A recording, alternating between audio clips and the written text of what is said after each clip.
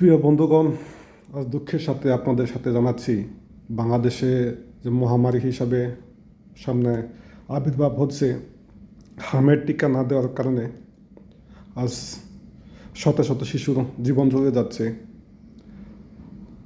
আমার আপনার প্রতিবাসী যে কারো শিশু আক্রান্ত হচ্ছে, এইভাবে তো চলে সামনে আমাদের ভবিষ্যৎ অন্ধকার নেমে আসবে। তাই আমি মনে করি ডক্টর ইউনূস সরকারের তার পরাজয় এবং তার ব্যর্থতা ভিডিওর মাধ্যমে সব বলা যাবে না। আপনারা ইন্টারনেট বা দৈনিক পত্রিকা বলে আপনার গাড়াগাড়ি করলে অবশ্যই বলতে পারবেন যে তার ব্যর্থতার কারণে, তার স্বার্থের জন্যে আজ আমাদের নবজাতের জীবনের ঝুঁকি নেমে আসছে। তাই আমরা সবাই একসাথে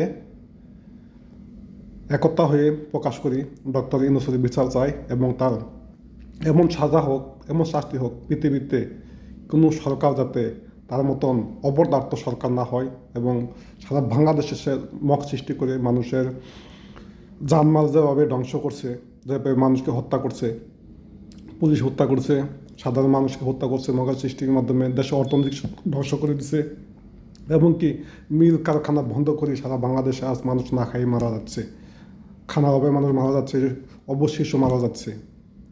এই হামের টিকা না দেওয়ার কারণে আজকে আমাদের শিশুগুলো অবস্থা চলে যাচ্ছে। এটা আমি আপনাকে, আমাদের সন্তানদেরকে যে এই পৃথিবীতে চলে গেলে আমরা কী করে সহ্য করব? আমাদের ভবিষ্যৎ কী? আসেন আমার বর্তমান সরকারের কাছে দাবি জানাই, এই ইউনূস সরকারকে যেন এই শাহবাগের চৌরাস্তার মাধ্যমে তাই বিচার করা হয় শত শত মানুষের সামনে, যে তুই এই শিশুদেরকে নিয়ে তুই রাজনীতি কেন করলে? শেখ হাসিনা চলে গেছে, আমাদের দাবি নাই, কিন্তু সে যে প্রকল্প দিয়ে গেছে সেটা তুই বন্ধ করে তুই হাজার হাজার শিশুর মৃত্যু কেন ডেকে নিয়ে আসছস? আমরা এই নতুন সরকারের ফাঁসি চাই, প্রকাশ রাস্তার মধ্যে ব্রাশ ফায়ার করে মারা হোক। সরকারের কাছে আমার আবেদন, কারণ এটা বিচার যে সরকার না করতে পারে, মনে করেন সরকার ব্যর্থ হয়ে যাবে। কারণ এইসব সন্তানের বাপ মা যখন রাস্তায় নেমে আসবে তখন আর সরকার টিকতে পারবে না।